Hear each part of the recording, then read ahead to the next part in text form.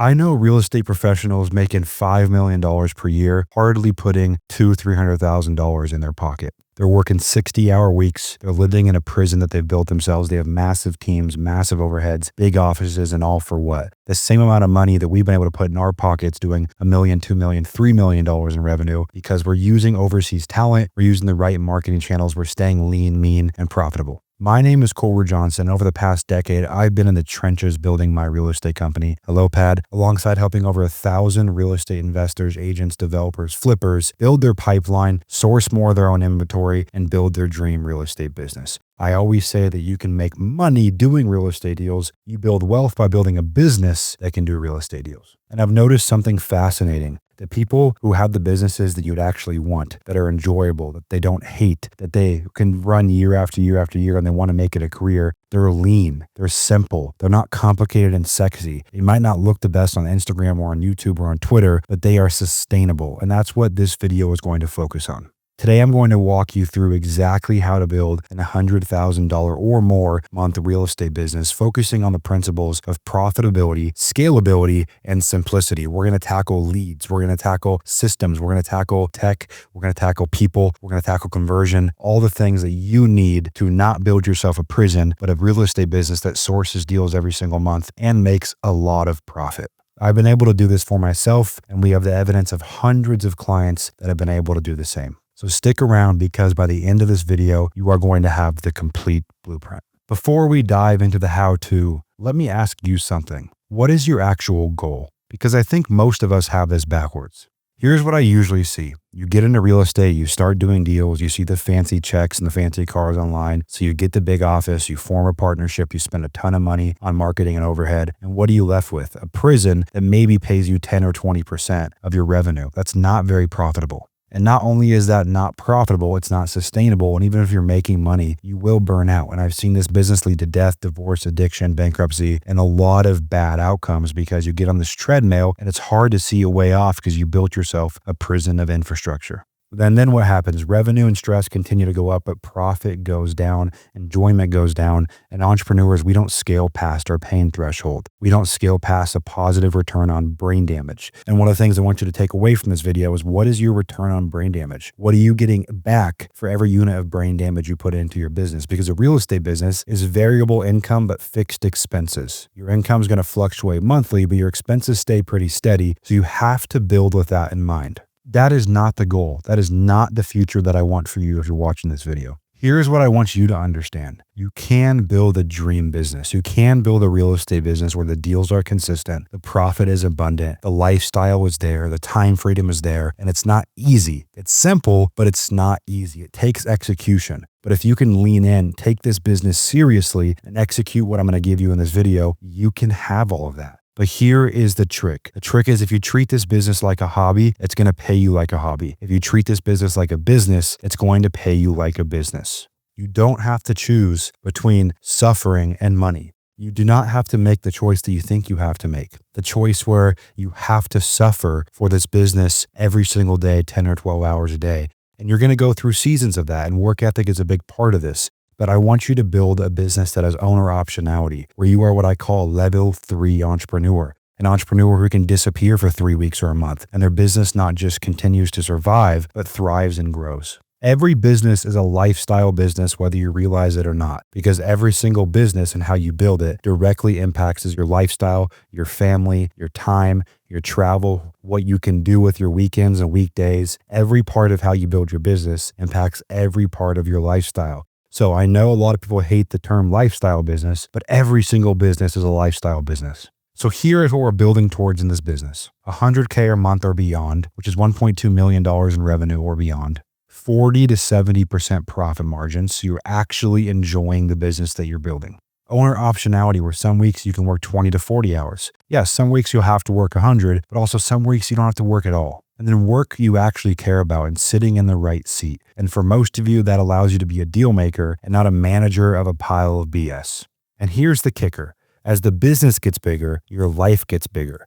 As the business gets better, your life gets better. As the business gets more profitable, more systemized, more scalable, more delegated, your life gets smoother. Not more complicated just because you're doing more deals, not more stressful just because you're doing more deals. See, scale is all about scaling the right things, scaling profit, scaling enjoyment, scaling a great team, not scaling headaches and stress and anxiety and sleepless nights and no profit. That is not the kind of scale I want for you if you're watching this video.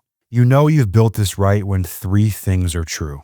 You have both tons of revenue and tons of profit, not just top line vanity metrics that look good on Instagram. You're doing meaningful work. You're doing a lot of work, but work you enjoy that you feel is productive and pushes the ball forward and is in your zone of genius. And you have real freedom and owner optionality. If you want to step out of this business for 2 weeks, like one of my clients is going to Japan for all of November, taking his 4 kids, his wife, and his nanny, you can do that.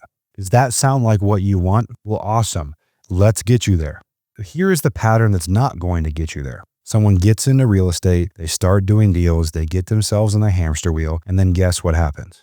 They think, okay, great, it's time to scale. I need more. I need more deal flow, more money, more opportunities. This isn't good enough for me. They start adding overhead. They start adding complexity. They start adding team members. They start increasing their marketing budget. And suddenly they have the revenue that they wanted. They're doing 5, 6, 7, 8, 10 deals per month. They have a team. They have an office. They have a tab they're racking up on their Amex card. But you know what they don't have most of the time, 99% of the time at this point, is profit.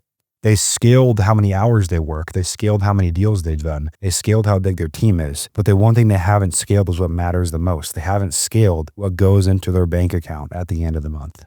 And most people at that point, it can get ugly. I've had personal friends in my life that have taken their life that have been in business. I've seen it lead to divorce, bankruptcy, addiction. I've seen it lead to all kinds of dark paths, darker than you can imagine once you're on this hamster wheel.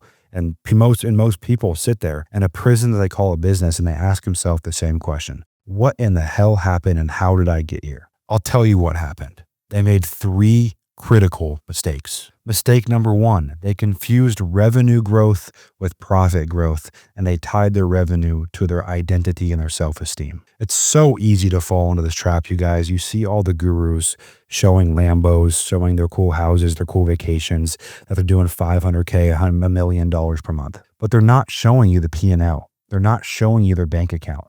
They're not showing you their home life. They're not showing you that they lost money that month and their expenses were still more than their revenue. Revenue is a vanity metric. And when you chase vanity metrics, you build yourself a prison. Revenue does not matter. I want you to tattoo that on your body if you have to.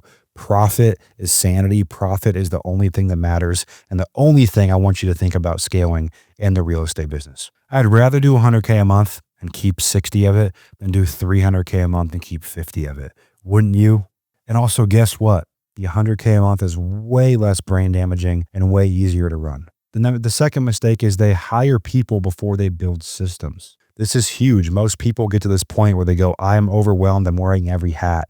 I need help. And that's a good signal. You want to eventually build the skill of hiring people. But if you don't build systems that this person can run on and maintain for you, all you're doing is abdicating. You're handing something off without proper preparation. They're going to fail. You're not going to know why. And people get in this death spiral where they stop trusting people. And then you hear words like, oh, no one can do what I do. I'm the best at what I do.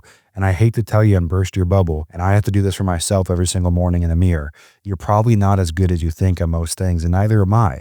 Your job as an entrepreneur, as a business owner, is to bring the energy, bring the vision, bring the systems, bring the processes, bring the direction, bring the stress management, intake complexity and deduce clarity, and then delegate that to rock stars that can build on the systems that you've built. And if you do this the wrong way, you're not solving a problem. You're amplifying your current problems. You're adding on to your current struggles. Now you have to manage someone that has no idea what they're doing, that is constantly going to have to come to you and be micromanaged. You're going to hate it. It's going to increase brain damage, decrease profit, make you like your business less, want to scale it less, and you're going to get a bad taste in your mouth of what proper delegation looks like. You need systems before you need people. Systems amplify simplicity at scale. A CRM lets you be more efficient at scale. A phone system lets you be more efficient at scale. KPI tracking lets you be more efficient at scale. A company communication platform, how you have your meetings, how you do your banking, all of those things let you be more efficient at scale and allow you to build a team the right way. And mistake number 3 is you tried to build the wrong business model in real estate. Here's the thing about real estate.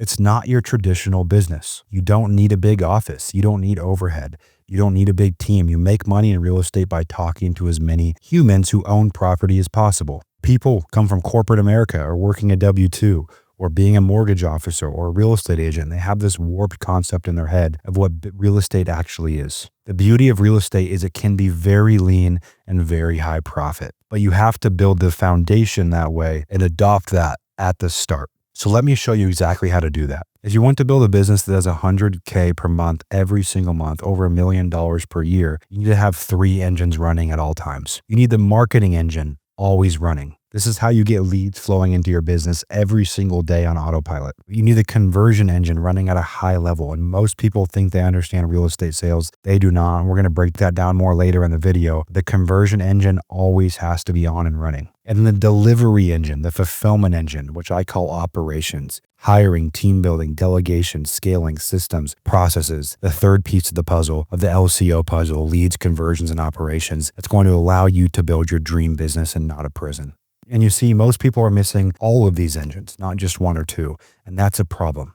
Let me break down for you exactly how to build all 3 of these engines. Let's start with the marketing side. If you don't have leads, nothing else matters. One of my favorite quotes is, if you don't have an overwhelm of leads, that is your only problem to fix. Here's what most people get wrong. They think marketing in this business is complicated. They think they need to be on every platform, every marketing channel, testing everything they see online. That's complete BS. You need to master just 1 or 2. You need to major in the minors. Marketing for $1 million a year real estate business or more is actually very simple. It's 3 things done consistently, and I mean very consistently. The first thing you need to do, you guys, before you do any kind of marketing is you need to build your brand. You need to be out in the world telling people what you do, documenting your journey across social media, getting involved with local communities, Facebook groups, going to meetups, having a website and a brand. I know it seems basic. I know it seems redundant, but trust me, if you're going to do the work to build this business, one of the biggest leverage pieces you can have is your brand.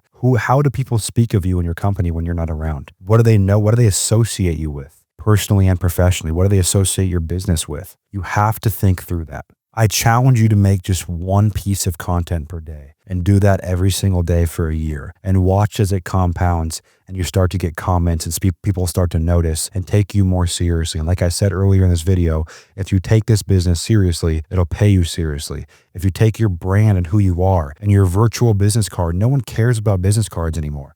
Your presence online is your business card. Watch what happens when you stick to that consistently. Number 2 is they master outbound marketing. You see, you guys, a lot of people get this wrong. They try to spend money on inbound marketing first because they think it's easier. They spend money on mail, pay-per-click, pay-per-lead, and what most gurus tell you to do, but they don't have the reps yet. Your team doesn't have the reps yet. And I've met private equity companies and venture capital funds and family offices that try to throw money at this problem. It's not how it works. It's not going to fix the problem.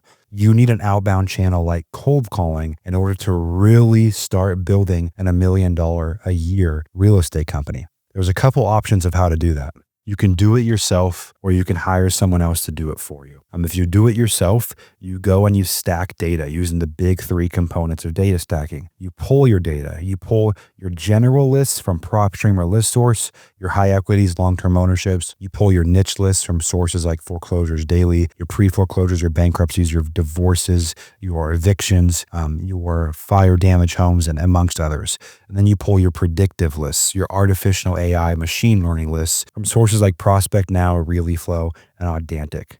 Once you have your data set, you compile that all into what's called a list stacker like REI Sift, and that list stacker is going to tell you who shows up on multiple lists. And then you prioritize your marketing budget for people who show up on 3 or more lists. That is how you win. I promise you, that is how you win. You spend your dollars on the people who are most likely to do business with you. If you're doing your own cold calling, make sure you guys are scrubbing out federal and state DNC and following other state and federal TCPA guidelines to run your campaign compliantly in the right way. Now, the other option is to hire a company like ours or the many other that are out there to help you with your outbound marketing. But those are your only 2 options. And my recommendation to you is you find a way to overwhelm yourself with outbound leads first. Why? Well, when you overwhelm yourself with outbound leads first, you get the reps, you get the at-bats, your team gets strong, your team gets diligent in how they work those leads. And when you do start adding very expensive leads to your pipeline, the margin for error is much, much, much higher because your team's more trained. You're not going to be lighting money on fire, throwing cash in the trash, so to speak. So outbound marketing, get that to 5 to 10 leads per day. Get it at $50 to $80 per lead. You should be doing at that point 2, 3, 4 deals per month off outbound marketing. Your team's going to be strong. They're going to get the at-bats and reps that they need. And that moves me to the third point of your lead generation engine. So you built your brand, you have outbound marketing, and then you need inbound marketing. And I recommend you have 2 types of inbound marketing running.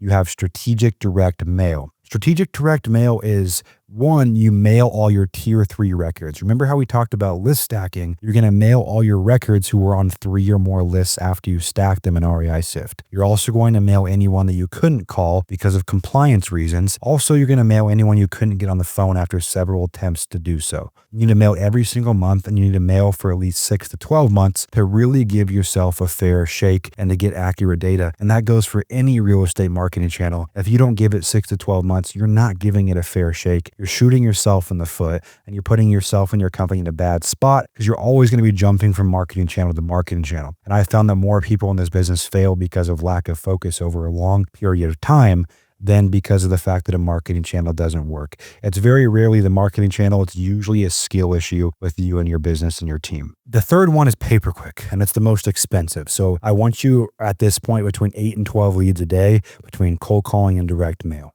Once you add on pay-per-click, you're going to be spending upwards of $500 in some markets per lead. Some markets $150, $200. You have to be very confident in your sales ability to turn on pay-per-click. Hire an expert. With mail, there's tons of mail companies, open letter marketing, amongst others. It's not that complicated. And then when it comes to pay-per-click, hire a good business to run your Google AdWords for yourself. Own your account. Don't let them own your data so you and your company get that asset and start running pay-per-click ads. But that is the lead gen engine I want you running if you're trying to do $1 million or more per year. And you can just run one of them. If you're going to just run one of them, some work lies to do, start with outbound. But a good lead gen engine, the one thing you have to fix in this business, you have to start with outbound and then layer on direct targeted mail and pay-per-click. At this point, you wake up, your team checks your CRM, whether you're in office or not. Remember, we are building for owner optionality. When you log in, your team logs in, whether you're in the country or not, whether you're working this month or not, you're sick in the hospital or not, there's leads coming in every single day. That's step number 1 to building your dream real estate business and getting true owner optionality. Engine number 2 is the conversion engine, and a system and a process and a team to convert leads constantly, because nothing else matters in this business if you can't. And like I talked about earlier, a lot of you think you're much better at sales than you are. B2C sales with homeowners who are going through some kind of situational, emotional, psychological, and asset-based distress, or a combination of those 4. It's a finicky sales process that you have to get right. Most people are winging it, and that can work for 1 deal a month. But if you're trying to build a machine, a scalable, profitable machine, that will not work for you any longer. Here's what this system looks like. You first need to realize that before anything else, you are a real estate solutions company. The best closers I've ever met in the real estate business, they understand one thing first and foremost. They are there to solve problems and listen. So many of you guys, you try to front end your sales process. What do I mean by that? You focus so much on getting a lead in, making an offer, getting a check. You forget you're dealing with a real person on the other end of the phone or on the other couch across from you if you're sitting in someone's living room. I want you to treat every single seller like your grandma. That is ethical business. That is the kind of business that you should focus on running. Now, it's very, very easy to say this. It's harder to put it into practice. And so what does that actually look like? What does it actually look like to be a solution-based company? Well, typically in real estate, the sales process is somewhere between 90 and 360 days. Yeah, you will have leads that come in and close month 1. You absolutely will. You'll have leads that come in and close month 2. But what's going to happen is that in this business, the rule of thumb is 33% of your deals every single month will come from leads that came into your system a year ago or longer. 33% of deals will come from leads that came in between 6 and 12 months ago. And 33% of your deals will come from leads that came in between 1 and 6 months ago. If you forget 6 to 12 months and 18 months and what long-term follow-up looks like, which we're going to get to in a bit, you're going to shoot yourself in the foot and you're going to miss out on 66% of the revenue out there there. That's why a lot of people in this business don't get the return on marketing that allows them to be in this as a career long term. Now that you understand the number one important thing in the conversion engine is you have to always think of yourself as a problem solver and a real estate solution company where you are paying moving fees for sellers. You are paying their first month deposit on their rental property. You are helping them find that rental property. You are helping them find a storage unit. You are helping negotiate a lease back for them. Everyone wants to focus on price. And when a lead comes in, oh my gosh, is the price good or not? That's not what a lead is. In fact, it's the number one way for me to tell that someone has no idea what they're doing when it comes to real estate sales. Number one way I know. Now, to fix this, number one frame is you are a real estate solutions company. Focus on listening and solving problems and not rushing the sales process. And then you'll talk about price and terms and it'll be much easier down the road. And in this video here in a bit, I'm going to tell you exactly how to do that. So that's the frame you have to take. And then you have to solve three things when it comes to building your conversion engine. You have to solve the sales process issue. You have to solve the sales infrastructure issue, and you have to solve the sales team issue. Now, the sales process issue is fairly simple, right? First, you have a hook. Why is someone going to spend time on the phone with you or have you come out to their house? Why? Well, when you take a certain frame with the seller, a frame like, hey, we are a small family-owned company with limited resources. We buy a lot of homes in your area, but we take our time seriously. What I want you to know, if you do work with us, you're going to get most of your time and energy back and not have to do anything but listen to us, let us guide you, no open houses, no massive crowds coming through your homes. That is what the sales process looks like. And if you're an agent, you can use this same tool to present to your sellers if an on-market deal is not the best. And the system works the same to convert an on-market deal. You're just changing the verbiage a little bit. So number one is you have to hook them in and build leverage. Why should they listen to you? Who are you? Why should they trust you? At this point, oftentimes we send credibility packets to their email. Just a 4 or 5 page demonstration of, hey, here's who HelloPad is. Here's why you should listen to us. Here are some of our testimonials from previous sellers. So the hook. Then after the hook, you have the framing. What's this process look like? Hey, Mr. Seller, I'm not trying to take all your time today. This process may take us a few months. I'm not here to rush you. I'm here to listen and solve your problems and create a custom offer that allows you to move on from this property on your timeline for a price that makes sense for both of us based on what's happening in the market right now. How does that sound? Right? Sellers don't want to commit to some undetermined amount of time with you and feel like there's this relationship with no ending. So after a hook, you frame what's going to happen for them. Yeah, you frame that phone call, you frame that first appointment, but you also frame the whole thing because what does clarity create for them? Clarity creates confidence. If they are clear on what the process is, they're going to be much more confident in taking the next steps with you. Then you have discovery. And what is discovery? Well, discovery is you getting the data that you need to do what? To eventually make them an offer and solve their problems. So discovery is not about you, it is about them. Now, all discovery is you asking leading questions to get data points that you need from a seller. Now, let me give you some examples of that. A good data point from a seller is what kind of condition their property's in. And there's the core 4 pillars of motivation: condition, price, timeline, and motivation itself. The way you get condition isn't, hey, Mr. Seller, what kind of condition is your home in? They don't know. They have the level and understanding of their condition of their property that you had in 8th grade. They might think that the rain's coming through the ceiling onto the floor. They might think that's not that big a deal. So you don't ask that question. You ask a good leading question. The good leading question is, hey, Mr. Seller, if I gave you a $50,000 gift card to Home Depot, where are you spending that money? Oh, Cole, I'm going to spend that money on fixing the roof and patching the foundation. We did have some bugs, probably get an exterminator out here. And while we're at it, we probably would do the appliances and the cabinets. Well, now you're getting real data to understand the condition of the property and to be able to underwrite. Motivation. You don't ask, hey, why are you selling? You ask, hey, Mr. Seller, if everything went perfect, what are you doing with this money? Right? Well, what's at the end of the rainbow for you here? You want to help them paint the picture for what life looks like after they get this magical check from you. And you want to paint the picture of how you're going to help them cross that bridge. Then you have price. The way you ask price is not, hey, what do you want for the home? It's, hey, we're going to get to this later, Mr. Seller, but just to ask you off the top here, do you have a number you're thinking of, not what we sell the house for, but what the check needs to be, right? And you want to frame the asking price around what they need in their hands walking away from the home, not the most that Zillow says their home is worth. And then you have timeline. The way you ask timeline is not, hey, when do you want to sell? It's, hey, if all the terms and price are perfect for us, when's your ideal time for you handing us the keys and us handing you a check?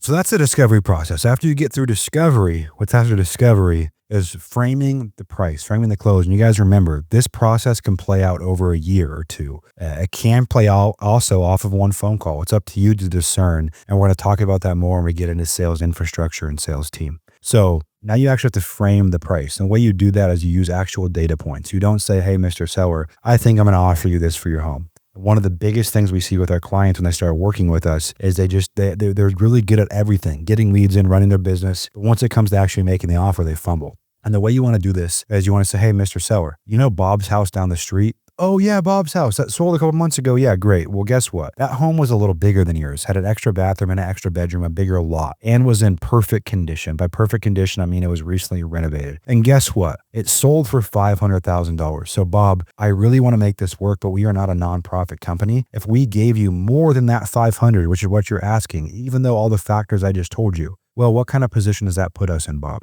Right. And you slowly use market data to walk them back on price. Now, what you don't want to do is you don't want to be a dick. You just want to be realistic, but you want them to feel like it's you and them against the market, not them against you and the market. That is how you get a seller on your side, realistic, and negotiating with you, right? The negotiation is not them against you. It's you and them against the market. That is how you want to frame it. That is the energy you need to come with. That is how you start talking price. The second thing I see people fumble with is they start talking price and negotiating, even on sellers whose asking price is realistic and in range, is they do something where I call they get commission breath, where they really want that check and they really get antsy and they push forward super fast and they rush the sales process. I want you to take the frame that you have 10 deals closing this month. And how would you treat the seller if you had 10 deals closing this month? You wouldn't really care, right? It's like the girl at the hot bar. She has so many options. She tends to make the better choice because she can kind of pick, right? When you can pick from different deals, you're going to treat the sales process with more respect. I want you to do exactly that.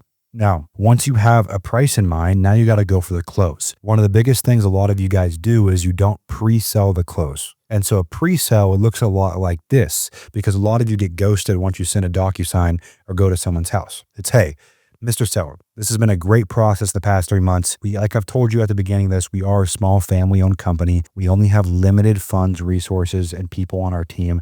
If I commit to set aside the time, energy, and money to do this deal and follow through on our word, are you going to follow through on your word? That verbal commitment means the world because otherwise 50% of the time you'll get ghosted. Now, the second part of that is whether you go on an appointment to their house or you send a DocuSign, you do not let yourself become an appraisal company. What do I mean by that? Well, if you're at your house and they don't sign the agreement, you take it with you. But you also have it with you so you can answer their questions. Most of their questions you can answer simply. They're going to be confused about simple terms like inspection periods, earnest money, things like that. And if you send a DocuSign, same thing. If they do not sign it while you're on the phone with them, while you're answering their questions or on a Zoom call, preferably a Zoom call, you void that contract. You're not going to leave that out in the ether. The last thing is called the cool off. Once you've gone through and hooked them into the conversation and the process, you framed it for them, you've done the discovery, you've framed the price and you've got an understanding of price and price range, you've made the offer, you've closed the deal. Now you have to cool them off. And you guys, on average across the country, only about 50% of deals that get put under contract make it to the closing table and close. Why is that? Well, it's because of a lot of reasons, some of them out of your control, like liens, title issues, IRS, amongst others. But the one that is under your control is them getting cold feet. And so I want you guys to make this a celebration. Once they sign on that dotted line, once they sign on that agreement, it should be a celebration. You should be cheering them on, talking to them daily, and treating them like they are your only seller and they are your grandma. Because if you don't, they're going to talk to their friend that's a real estate agent, their attorney, and they're going to try to back out of the deal. And while that's bad business and you can usually file a memorandum and sue them for specific performance, you don't want to have to go that route. That's not a fun business to run, and that's how you get a bad rap. So that is the sales process. The sales infrastructure are the things that let you do the sales process more efficiently. You need a really good CRM. A CRM like Simply that lets you do long-term follow-up, automated drip campaigns, and track your KPIs and manage your team. You need a really good underwriting system. Below this video, I'm going to link our community where we have all 50 of our underwriting and sales tools in there, our underwriting calculator, how to get access in your market to the MLS or other tools so you can underwrite properly. And then you need a call review and a phone system that's built into Simply. But if you're going to use others, you can use things like AirCall, CallRail, Smartphone, and the many others that are out there. Then your sales team. The sales team, you guys, is just as important. And there's 3 components of a real estate sales team. You're first going to have a lead manager. They own the pipeline. They triage leads. They screen out tire kickers. They make sure you and your sales team are spending the time with the highest qualified prospects that you possibly can be. You're typically going to pay them $1,500, $2,500 per deal. Now, acquisition's a little harder. I recommend stateside at 20, 25%. I have had success hiring them overseas. One of our best guys was overseas, about 10% per deal. And then if you are wholesaling, a disposition manager eventually is a great hire when you get to about $100K per month. Pay them about 7.5% per deal plus a small base. But that is the sales process, the sales infrastructure, and the sales team that you need to always have your sales conversion engine running on top of your marketing engine, which now moves us into number 3, the operations engine. This is where I really nerd out. This is what separates what I call hustlers from professionals, what separates amateurs from pros, what lets you really escape the prison and build a business. So let's get right into how to build and perfect your operations engine. All right, so at this point, you've got leads coming in daily. You're closing deals like clockwork. Your team and you are confident in your ability to convert. But guess what? Scaling feels hard. You're making money, but you're becoming the bottleneck. So how do we expand our capacity using an operation system that lets us scale? How do we fix that? Well, there's 3 things you have to fix if you want to fix that. You need to fix 1, your systems. You need to fix 2, your processes. And you need to fix number 3, your people. The systems piece, again, systems make you more efficient. The systems that you need to run as an operationally efficient company is you need an amazing CRM like ReadSimpli. You just absolutely have to have it.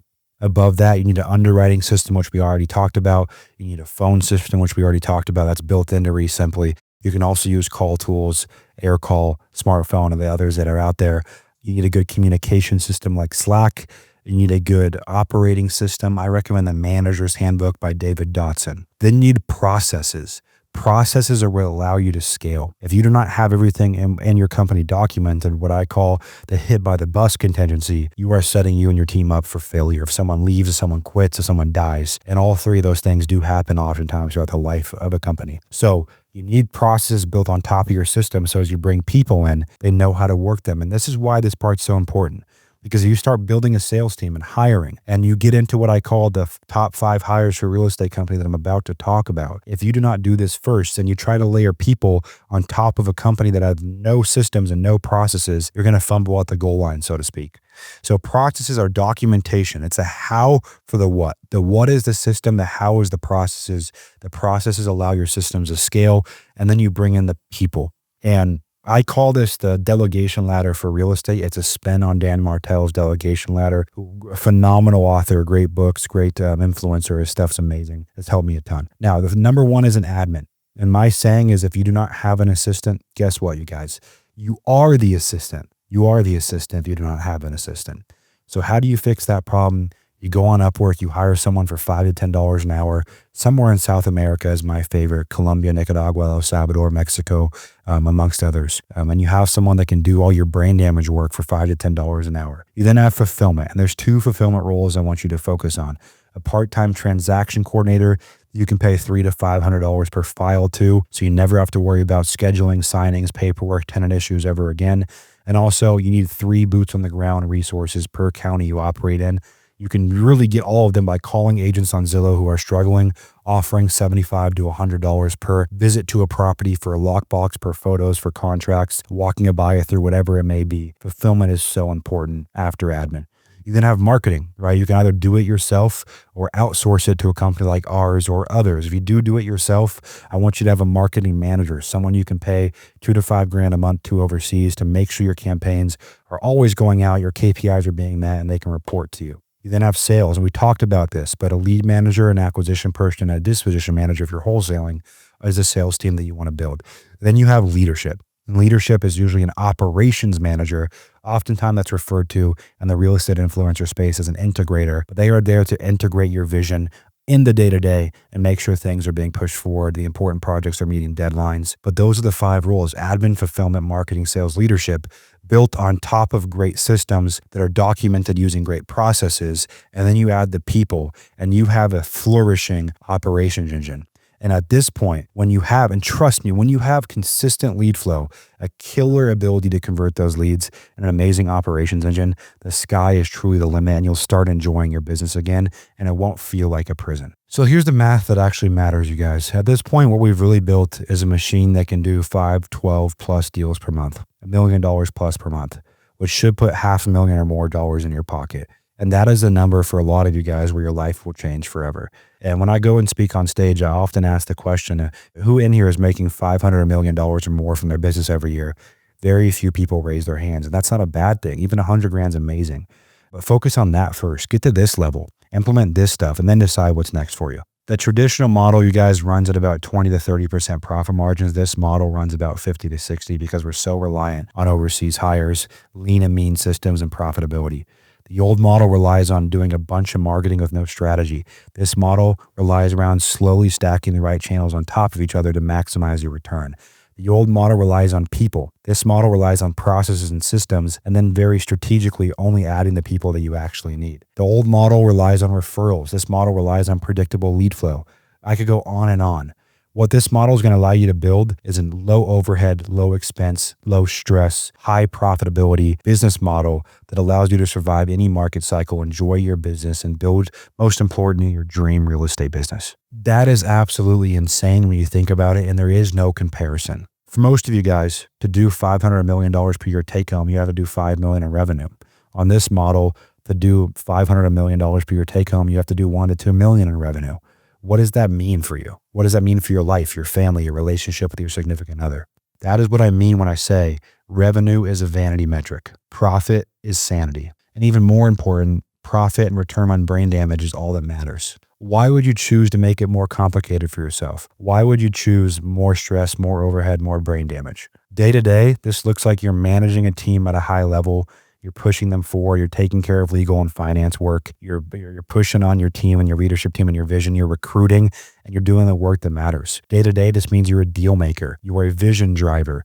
You're not an assistant. You're not a transaction coordinator. You are a business owner. And I want you to start thinking and acting like one. That is how you win. You start thinking in terms of who, not how. And when you add the right who's on top of the right systems and processes, and you have all three of these engines, the marketing engine, the conversion engine, and the operations engine, this business gets really freaking fun. Your job becomes high value activities only. That's it. Everything else is automated, delegated, or deleted. And that is how you have owner optionality, where some weeks you don't even have to work and your team keeps humming, pushing forward, and keeps driving towards your vision. Most people are never able to build this. Most people are stuck in perpetual hustler mode. And I'm sure you've seen where that leads. I've seen where that leads. It's you're a 65-year-old real estate agent still chasing the next deal. Otherwise, you can't pay your bills. It's the 55-year-old real estate investor who's chasing the next wholesale deal because they keep going broke because they've never built anything real for themselves. I mean it when I say, and I really, really mean it, that if you do not build a business that can do real estate deals, you will burn out. And that burnout looks different for everyone. Some people, it's their immune system shuts down and they get a chronic illness. Some people, it's they go through a gnarly divorce. And divorce is so common in the world of entrepreneurship. Some people, it's that they get really, really, really addicted to something. That can be pornography, that can be alcohol, that can be other kinds of drugs, that can be stress, that can be chaos, that can be travel, that can be blowing money at the casino, gambling. For some people, it's a combination of all of them. And I've seen a lot of people that make good money in this business still get out of it because they burn out. So this model, running a lean, mean machine, is what allows you to circumnavigate all of that and build something where your pain threshold isn't so low where you don't want to grow it. Do these things and you will hit 100K a month. It's simple but not easy. But if you lean in and take it seriously, you can get there. Wholesalers, you can do 10 deals a month. Flippers, you can add a couple of deals a month. Agents, imagine what this does to your pipeline. Developers, imagine if you could source 5 more properties yourself to develop per year. This model works across every single real estate niche. The question is, will you do the work required to implement it? You're never going to feel ready. Eventually, you're going to have to make the choice to start. And if that means unwinding how you're currently operating, then so be it. That's it. That is the secret. Now go build the damn thing. If you're new to the channel here, I'm really trying to put out these kind of videos to help you build your dream real estate business. I have so much passion for it because I've seen what it can do when it's done right. If you're new to the channel, make sure you subscribe, you guys. If you haven't heard of the off-market method community, it's a community of about 600 and growing investors, agents, entrepreneurs, flippers, developers around the country, all focused on building their dream real estate business. I think it's the best online community and one of the biggest, with weekly live calls, hundreds and hundreds of hours of training videos, resources, tools, accountability groups, in-person meetups, and much more. You can check that out below this video. I also encourage you, if you want to work with me and my team directly, to check out Easy Button Real Estate, also at the link below this video. Until next time, you're only one deal away.